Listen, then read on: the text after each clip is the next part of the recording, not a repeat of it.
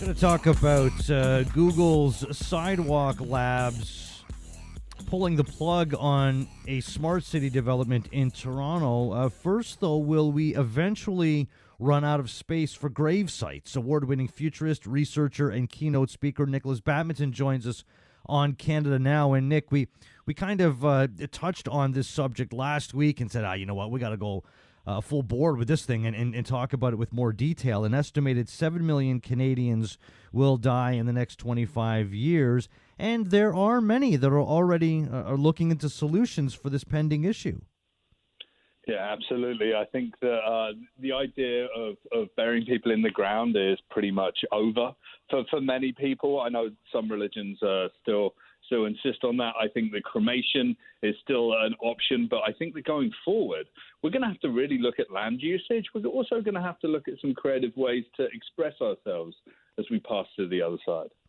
Yeah, and you're bang on with cremations become more popular since 1950s, really. According to the Cremation Association of North America, 76.9% of Canadians will opt for cremation by 2023. Yeah, absolutely. I mean, it would be something that I'd be looking at, certainly. But, you know, there are other options, Jeff. There are a number of other options, and let's talk about a few of them. First, let's get to this, because late last year, a Vancouver cemetery, Mountain View, was asking people if they'd entertain the idea of sharing their graves with strangers, because a bylaw changed on January 1st that allowed strangers to share a portion of the rights to a gravesite, and they are already one of the only cemeteries in Canada to allow families to reuse their plots every 40 years. So how does that idea grab you, of sharing a grave with a stranger? I mean, I've got no problem with that. I mean, obviously, it's the relatives that are left behind that have to sort of look after the gravesite. Would then have to have a relationship with multiple people that are going to be sharing it. So, hopefully people can get along in these really quite emotional and quite tough times as someone passes. But I don't mind that as an idea, but I don't think that's such an extreme idea to really entertain. Well, it does. The idea of gravesite sharing drives down the cost of a burial for a person. And at Mountain View, if you choose that option, you are agreeing to be buried in a shroud or biodegradable container. So now we start thinking about, and maybe we get into this now, we talk about what might be healthier for the planet in terms of your death. Yeah, absolutely. It always struck me as being very strange that you'd end up having these elaborate caskets. You'd be spending a fortune to bury it in the ground. I know that it's a tribute, and tributes are absolutely fantastic. But I think that we can evolve as a society and have different kinds of tributes going forward. Composting burials, Nick, they have become more of a discussion in Australia. So for those that don't know the process, first, you place the body into a vessel containing a mix of soil, wood chips, straw, and alfalfa. Decomposition begins, heat is created, the body is transformed into soil, and a portion is returned to relatives for scattering to make a memorial garden, whatever. The whole process takes about a month, and this process was legalized in the state of Washington. If a facility is created, as is the plan in Seattle, it would have 75 vessels and process about 900 burials a year. So maybe this is something that we'll see a little bit more. It'll be a little bit more common for those of us in North America. From our deaths, a garden could grow, Jeff. This is it's quite romantic to think about these things. It's incredibly progressive as an idea, and I really welcome these kinds of progressive thinkers because, again, it's the way that we've been doing it to now. It's not sustainable in terms of land usage and in terms of wastage. Well, and in thinking about the environment as well, and getting back to cremation, each cremation releases about 50 kilograms of CO2 as well as toxins into the atmosphere. Each year in the U.S., the dead make up more than 300,000 metric tons of carbon dioxide emissions. More than 4 million gallons of embalming fluids are released into the ground each year. 20 million board feet of hardwood, and talking about traditional burials, is used annually for caskets. and also for cremation as well, because that's what goes in.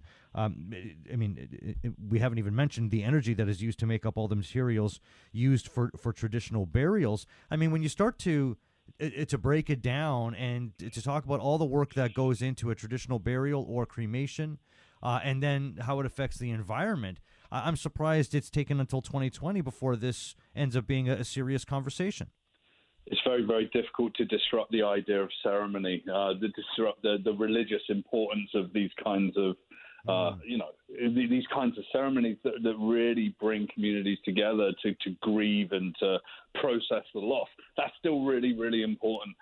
So I just think the industry has sort of taken over that way of burial and that cremation and whatever, and turned it into a very lucrative business. But I think that business, it's time to be disrupted. Yeah, and let's remember as well, like with cremation, there's the absence of gravestones as well, which would help the environment. Now, there's several other options as well that are new, and I'm sure that some have not heard of, or at least some have not heard some of these. What are those egg-shaped organic caskets where the shell breaks down and the remains provide nutrients to a sapling plant that's right above it? What are those? Yeah, you could have land where you get put into this egg-shaped organic casket, and it's from a couple of designers, Raul Bretzel and Anna Citelli, and they've created a company called Capsula Mundi, the world's capsule. And what it is, it's the idea that you could actually turn, the deaths of loved ones, and in communities they could become forests eventually, and I really love that idea. What about plastination? What is that?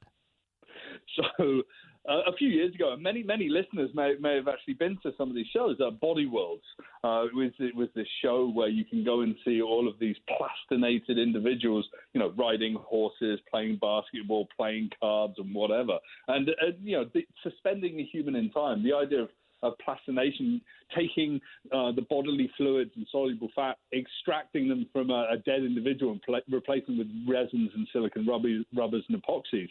And you can create almost like not a mummified version of yourself, but like a plasticized version of who you are. And you can live in perpetuity, and you can maybe even be in a position of something that you used to like to do. You might have liked to play cards, you might like to ride a bike and whatever. And you might just have grandpa in the backyard, always there, plastinated, doing something that he always loved. They're slightly creepy because, they don't have skin and they've been stripped away. Google plastination, you'll see exactly what I mean. So, okay, is it one's body? Yeah, it's your body, but all of those resins and everything has sort of preserved it in perpetuity. If you go to these shows, they're incredible. I think there's some down in Vegas and some travel around the world, and the guy that puts them on invented this process. And it's this idea that you can keep people alive forever. Yeah. Well, I guess kind of. Yeah, kind of. I think it lends itself to keeping the person's memory alive forever, not necessarily the person. Yeah, it's kind of creepy, and these shows have been questioned in terms of their ethics because where did they get the bodies? A lot of it came from the Chinese. Apparently, it came from the Chinese prison system. Whoa. So it's kind of strange, very controversial. Yeah, I would think so. There's the option of having your remains in a reef ball underwater as well. Absolutely. So you still have to go through cremation, but you can take some of that gets mixed with concrete, and you get put into these balls that do get put under the ocean that create new reefs so that marine life can be can sort of thrive around you. It's kind of a bit of a hokey idea to me, Jeff, and I feel that one's a bit more of a gimmick than any of the others that we've spoken about today. Yeah. What about being cryogenically frozen? That, of course, we've heard about. Yeah, absolutely. A few years ago, I was chatting to a friend, and he was wearing this silver bracelet, and I was like, John, what's this?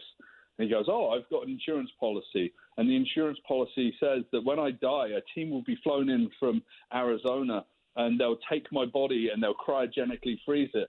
And what will happen in the future, they might find a way to bring me back to life and to like fix my ailments or to provide longevity again. So they're going to freeze me until that moment. And this cryogenics business has been used by a lot of different people, especially wealthy people, because the idea of living forever or living longer is incredibly attractive for a lot of people. And what they feel is that 250 years down the line, suddenly they'll be brought back to life and they can continue living in the future.